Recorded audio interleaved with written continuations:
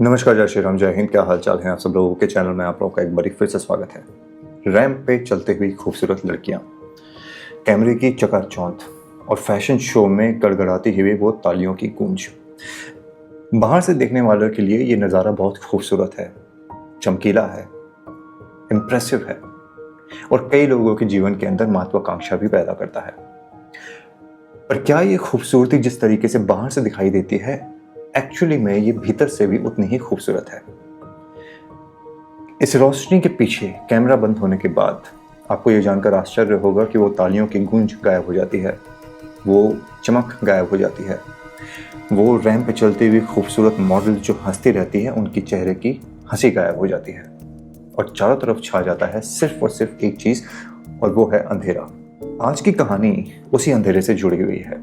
पाकिस्तान की एक बहुत मशहूर मॉडल थी जिनका नाम था फहमीना, जो अपनी खूबसूरती, बेबाकी और उससे भी कई ज़्यादा अपनी आत्मनिर्भरता के लिए जानी जाती थी।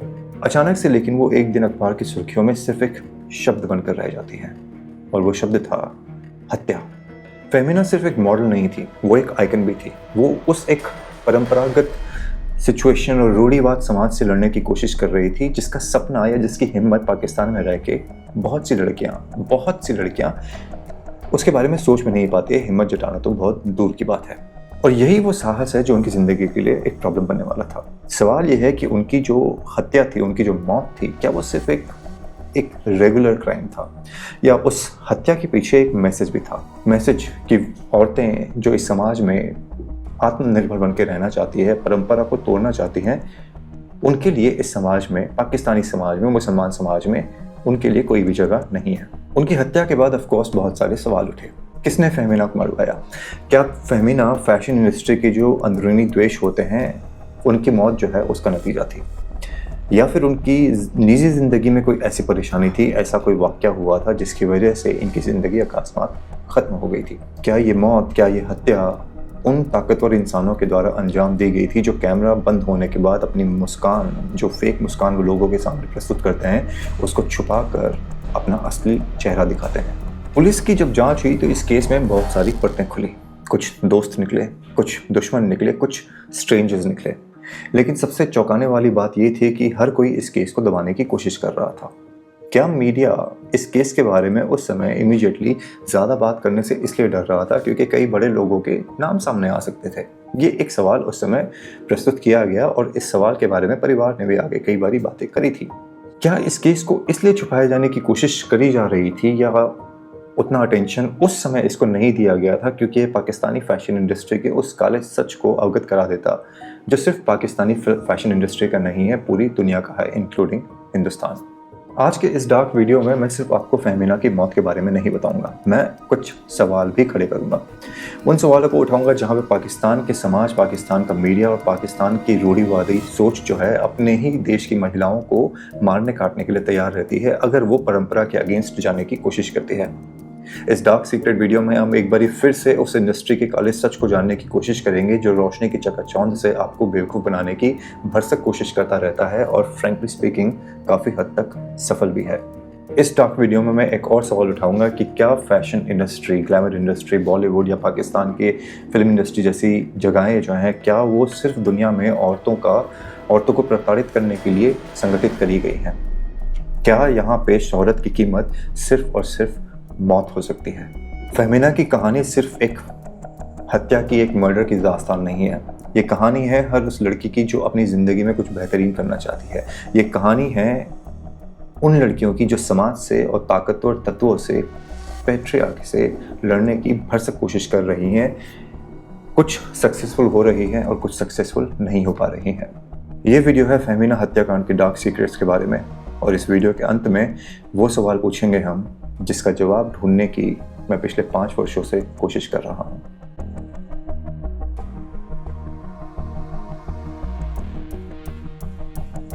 इस कहानी को जानने के लिए आपको समय में थोड़ा पीछे जाना पड़ेगा। अक्टूबर 2013 में सिंगापुर में रहने वाली पाकिस्तान की एक सुपर मॉडल फहमीना काम के सिलसिले में पाकिस्तान आई हुई थी। कराची के एक रईस परिवार से ताल्लुक़ रखती थी और शादी के बाद सिंगापुर शिफ्ट हो गई थी। पिता के निधन के बाद माँ नाशिदा तस्कीन अकेले कराची घर में रहा करती थी और फेमिना अक्सर उनसे मिलने के लिए वहाँ विजिट किया करती थी। अक्टूबर 2013 में उन्होंने ये डिसीजन लिया कि वो अपनी माँ के लिए एक ज़मीन खरीदेंगी और पाकिस्तान में ही एक बड़ी फैशन और एक्टिंग अकेडमी जो है उसको इस्टेब्लिश करेंगी। और इसी इरादे से अक्टूबर के पहले हफ्ते में वो सिंगापुर से पाकिस्तान आती है। फेमिना लेकिन सीधे अपने माँ के पास कराची नहीं जाती, वो रुकती है इस्लामाबाद में। इस्लामाबाद में वो एक होटल में रुकती है और एटलीस्ट ये इन्फॉर्मेशन उनके द्वारा अपनी माँ को दी गई थी और उन्होंने अपनी माँ को फ़ोन करके ये कहा कि वो इस्लामाबाद में एक ज़मीन देखने के लिए आई हैं और इस काम को ख़त्म करने के बाद वो कराची आ जाएंगी, उनके पास पहुँच जाएंगी। 10 अक्टूबर को फेमिना का कॉल जाता है उनकी माँ के पास और वो उन्हें बताती है कि वो एक ज़मीन देखने के लिए आज जाने वाली हैं। इसके बाद उनकी बेटी से उनका कोई संपर्क नहीं होता है। शाम को वो उनका फ़ोन उठाना बंद करती है और रात होते होते फ़ोन बंद हो जाता है। फेमिना की माँ ने लेकिन इसके बारे में कुछ ज़्यादा नहीं सोचा। उनका ये सोचना था कि किसी कारणवश मोबाइल बंद हो गया होगा, she will automatically whenever she could और व्हेनेवर शी कैन वो उनसे टच बेस कर लेंगी। रात बीत जाती है, अगला दिन आता है यानी 11 तारीख आती है, लेकिन फेमिना का कोई भी कॉल या मैसेज अभी तक उनकी माँ के पास नहीं आया था।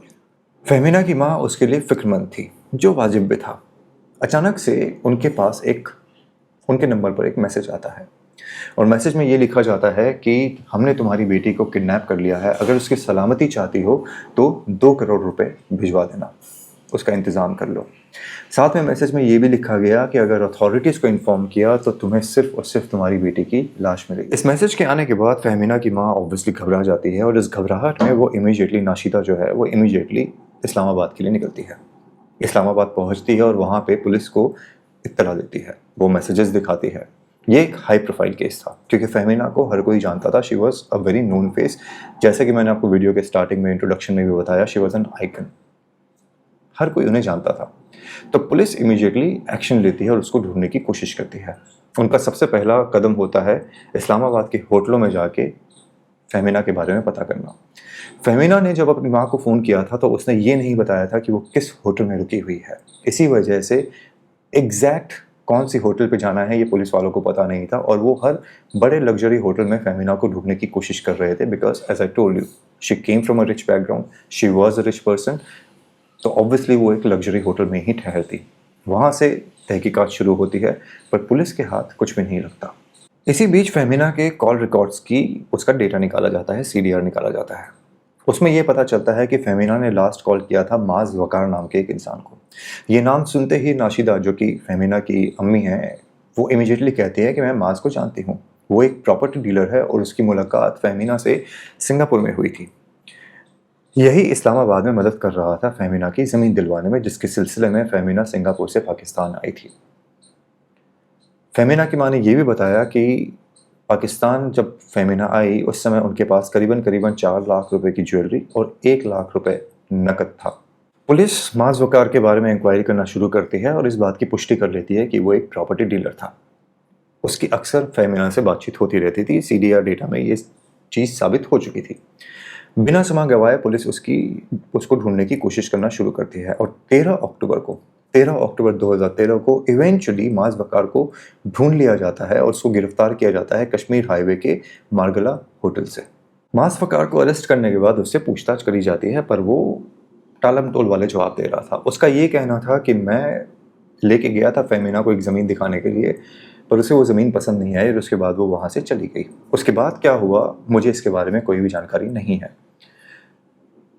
उसके बयानों में लेकिन पुलिस को कुछ गड़बड़ नज़र आ रही थी, वो सकपका रहा था। पुलिस को शक था कि ही न्यू मोर और वो पूरी इन्फॉर्मेशन पुलिस के साथ शेयर नहीं कर रहा है। पुलिस थोड़ी सख्ती अपनाती है। मैं कई बार आपको वीडियोज़ में पहले भी कह चुका हूँ कि जब पुलिस वाले डंडे मारते हैं, इवन पाकिस्तानी पुलिस वाले जो कि उतने ज़्यादा एक्सपर्ट्स नहीं हैं चीज़ों को सॉल्व करने में या इंटरेस्टेड नहीं होते हैं लड़कियों की मौत को सॉल्व करने में, बिकॉज उनको लगता है कि एक रेबल लड़की मारी गई तो चलो कोई बात नहीं, ऑनर किलिंग अच्छी बात है।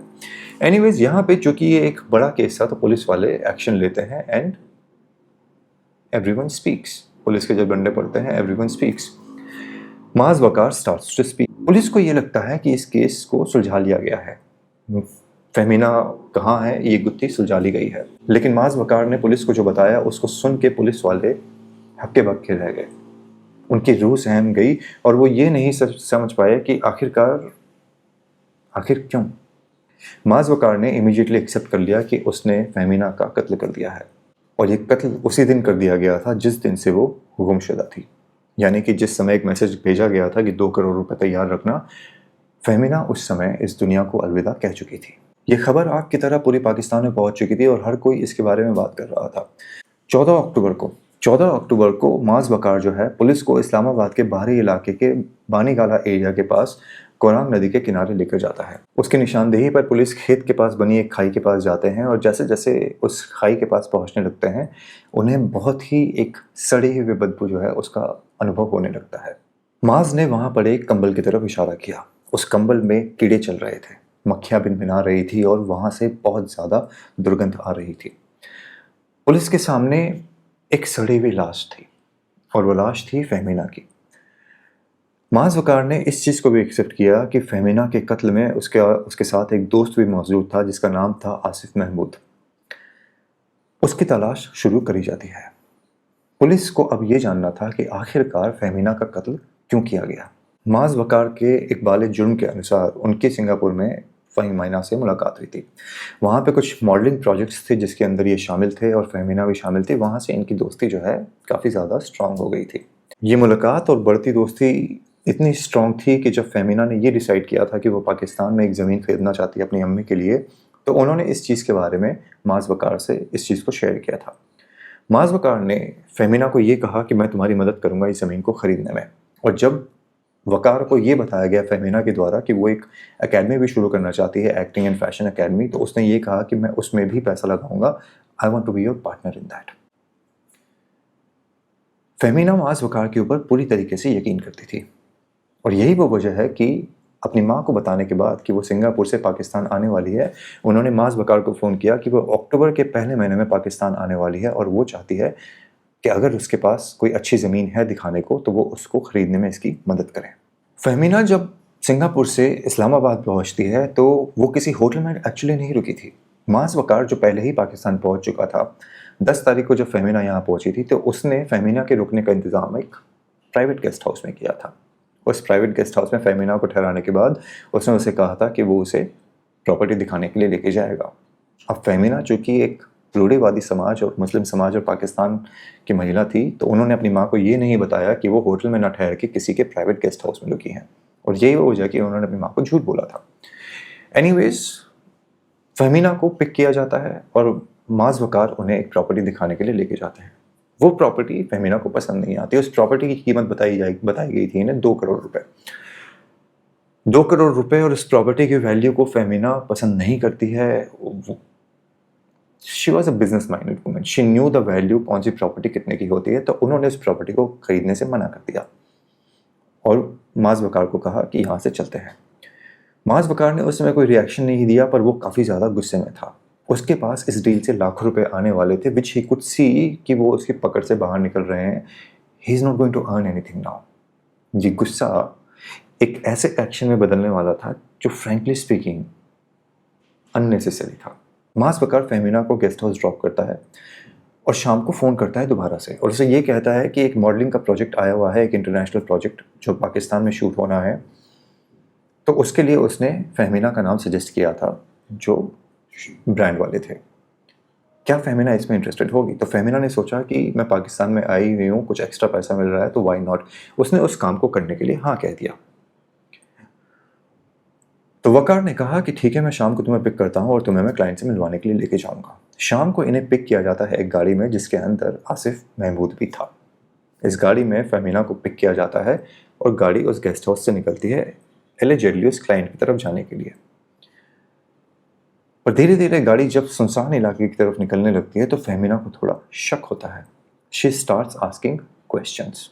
आसिफ महमूद और माज वकार ने गाड़ी के अंदर ही चाकू गोद गोद कर फहमीना का कत्ल कर दिया। उसका कत्ल करने के बाद उसकी लाश को कंबल में ढाक कवर करके ठिकाने लगा दिया। उसके बाद उसके मोबाइल को बंद किया और यही वो समय है जब उसकी अम्मी, फहमीना की अम्मी, इससे बात करने की, उसे ढूंढने की कोशिश कर रही थी। उसके बाद वो मैसेज भेजा जाता है फिरौती का। ये सारा का सारा कार्यक्रम किया जाता है फहमीना की अम्मी को कंफ्यूज करने के लिए, पुलिस को कंफ्यूज करने के लिए। बट एक वालिद जुर्म हो चुका था, इन्फॉर्मेशन दे दी गई थी और माज वकार के स्टेटमेंट के बाद उस कार को जल्दी रिट्रीव कर लिया जाता है। आसिफ महमूद को भी इमीडिएटली अरेस्ट कर लिया जाता है। पुलिस ने इस केस को झटके से सॉल्व कर दिया था क्योंकि ये एक केस बहुत फेमस पर्सनालिटी का था। फहमीना चौधरी का ये केस मर्डर ट्रायल जो है 3 वर्ष तक चलता है और इवेंचुअली 2016 में सारे सबूतों को मद्देनजर रखते हुए अदालत इस फैसले पर पहुंचती है कि माज वकार को फांसी की सज़ा सुनाई जाए।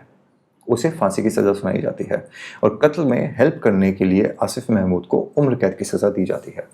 दोनों के ऊपर 3-3 लाख रुपए का जुर्माना भी लगाया जाता है। मेरे ख्याल में आसिफ महमूद को भी फांसी की सज़ा होनी चाहिए थी, but then again Pakistani court, Pakistani decision, उनका समाज, उनकी मर्जी। फहमीना चौधरी के बारे में आपको एक चीज़ और जानने की ज़रूरत है। मैंने आपको वीडियो के स्टार्टिंग में बताया कि वो एक रईस फैमिली से ताल्लुकात रखती थी, पर वो शुरू से मॉडल नहीं थी। 18 वर्ष की उम्र में फहमीना की शादी सिंगापुर के एक बड़े बिजनेसमैन से कर दी जाती है। शादी के बाद वो सिंगापुर शिफ्ट हो जाती है, जहाँ पे उनके 2 बच्चे भी हुए थे। वहाँ पे वो एक बैंक में नौकरी करती थी और अपनी एक रिश्तेदार के एक चैरिटी फंक्शन में उसको काम करने का एक मौका मिला था। इस चैरिटी फंक्शन में उसको उसके लुक्स को देख के लोगों ने कहना शुरू किया कि तुम्हें तो मॉडलिंग करनी चाहिए। शुरुआत में उन्होंने मॉडलिंग को as a part time treat किया, पर जैसे जैसे पॉपुलैरिटी मिलती गई और जैसे जैसे काम मिलता गया, इन्होंने बैंक की नौकरी छोड़ दी, जो कि एक अच्छी खासी नौकरी थी। A rich businessman husband, a very stable, very lucrative bank job, उसको छोड़ के ये मॉडलिंग को फुल टाइम एक्सेप्ट कर लेती है, वहाँ पे घुस जाती हैं। छोटे मोटे रियलिटी शोज भी करने लगी थी, वहाँ पे भी उन्हें काम मिलने लगा था। 2012 में फेमिना ने मिसेस एशिया इंटरनेशनल में पार्टिसिपेट किया था, जहाँ पे इन्होंने पाकिस्तान को रिप्रेजेंट किया था और इस पैजेंट को जीता भी था।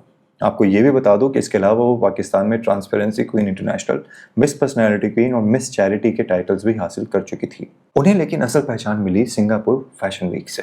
इस बात की आपको जानकारी नहीं होगी कि पाकिस्तान में और सिंगापुर में काम करने के अलावा वो इंडियन डिज़ाइनर्स के लिए भी रैंप वॉक कर चुके हैं और इंडिया में भी आके फैशन शोज कर चुकी हैं। अब आ जाते हैं हम उन सवालों के ऊपर जो मैंने आपसे वीडियो के स्टार्टिंग में पूछा था कि कैमरा बंद होने के बाद का अंधेरा कैसा होता है। कैमरा बंद होने के बाद का अंधेरा ऐसा होता है, हर कोई अकेला होता है। ये जो चकाचौंध आपको कैमरे के सामने दिखाई देती है, वो कैमरे के पीछे एग्जिस्ट नहीं करती। कोई किसी का सगा नहीं होता, कोई किसी का सगा दोस्त नहीं होता। सारे के सारे सिर्फ पैसे, सारे के सारे सिर्फ ड्रग्स और सारे के सारे सिर्फ कमर्शियल रिलेशनशिप से बंधे हुए हैं। माज वकार, जो कि फेमिना का दोस्त था और एटलीस्ट शी थॉट कि वो उसका दोस्त था, उसने कुछ पैसे, कुछ लाख रुपए जो उसे एक प्रॉपर्टी डील से मिलने वाले थे, उस दिन नहीं मिले। उससे गुस्सा आके उसने फेमिना का कत्ल कर दिया, जो कि उसकी एक दोस्त थी, उस पर यकीन किया करती थी। प्रॉपर्टी डील आगे हो सकती थी और माज वकार पैसा कमा सकता था, but he was so impatient पैसा कमाने के लिए कि उसने फेमिना का कत्ल करना ज़रूरी समझा। प्रोबेबली साथ में जो ज्वेलरी और कैश देखा होगा उसके लालच में। पर ये इंडस्ट्री ऐसी है जिसने एक ऐसी लड़की को निगल लिया जिसकी ज़िंदगी अच्छी खासी थी, 2 बच्चों की माँ थी, बिजनेसमैन पति था, सक्सेसफुल, एक अच्छी बैंक की नौकरी थी, पर फिर भी उसने उस रास्ते को चुना जहाँ पे सिर्फ और सिर्फ धोखा मिलता है, स्ट्रगल मिलता है, एक्सप्लॉयटेशन मिलता है। मैं किसी भी तरीके से इस वीडियो में ये कहने की कोशिश नहीं कर रहा कि लड़कियों को इस फील्ड में नहीं जाना चाहिए, पर मेरा सवाल ये है कि इस फील्ड में जाने के लिए आखिरकार आपके बच्चे कौन सी कीमत चुकाने के लिए तैयार हैं, और आप कितने लोभी हो कि आपका बच्चा इस इंडस्ट्री में जाके कुछ भी करे, चाहे नग्न हो जाए, पॉर्न वीडियोस बनाना शुरू कर दे, कच्चा बादाम करना शुरू कर दे, पर आप ऐसे बच्चों का साथ देने के लिए तैयार रहते हो क्योंकि आपके पास लग्जरी लाइफस्टाइल आ जाती है। मुझे पता है कि पैसे की कमी ज़िंदगी में क्या फील करवाती है, मुझे पता है कि पैसे का रोल इस ज़िंदगी के अंदर क्या होता है, पर क्या हम अपने उस लग्जरियस लाइफस्टाइल के लिए अपने ईमान को बेचने के लिए तैयार रहें? क्या हमारी ज़िंदगी ऐसी होनी चाहिए? इस बात का जवाब आप दीजिएगा मुझे। क्या पैसा वो सब कुछ आपको दे सकता है लग्जरी के अलावा जो आपकी ज़िंदगी को खुशनुमा बनाती है? इस बात का जवाब भी आप मुझे कमेंट करके ज़रूर बताना। आप मुझे ज़रूर बताना कि पाकिस्तान में ये जो कत्लेआम चल रहा होता है, और मुझे पता है कि पाकिस्तान के कई लोग आके ये कहेंगे कि ये तुम्हारे हिंदुस्तान में भी तो होता है, तो मेरा जवाब इतना सा है कि हिंदुस्तान के बारे में भी हमने काफ़ी वीडियोस बनाए हैं। डिस्क्रिप्शन बॉक्स में जाके डार्क सीक्रेट्स इस सीरीज़ को आप देख लेना। 98% of the cases are from India. तो यहाँ पे कोई पक्षपात नहीं हो रहा, यहाँ पे सिर्फ बात हो रही है एक ऐसे समाज की जो अपनी महिलाओं को दबा के रखने की कोशिश करता है और काफ़ी हद तक सक्सेसफुल है भी। Anyways, this is all that I wanted to share and that's all I wanted to ask you. अपने विचार आप कमेंट में प्रस्तुत कर सकते हैं। सपोर्ट करना चाहे तो चैनल को सब्सक्राइब, वीडियो को शेयर कर सकते हैं, लाइक कर सकते हैं। लाइक के बाद अगर हाइप का ऑप्शन आए तो हाइप कर सकते हैं। चैनल को अगर सपोर्ट करना चाहें इन एक्चुअल ग्रोथ तो फाइनेंशियली सपोर्ट कर सकते हैं चैनल का मेंबर बन के, जिसका लिंक डिस्क्रिप्शन बॉक्स में दिया हुआ है। Very nominal amount, something which you will be able to afford. और इतना कम अमाउंट है कि आपको पिंच भी नहीं करेगा, लेकिन वीडियोस को चूँकि यूट्यूब को लगता है कि मेंबर्स ज़्यादा हैं तो channel should be grow more, YouTube videos को रिकमेंडेशंस में आगे काफ़ी ज़्यादा भेजता है। उस रिक्वेस्ट के साथ इस वीडियो को यहीं समाप्त करता हूँ। आज समय देने के लिए धन्यवाद। जय श्री राम, हर हर महादेव। ध्यान रखना।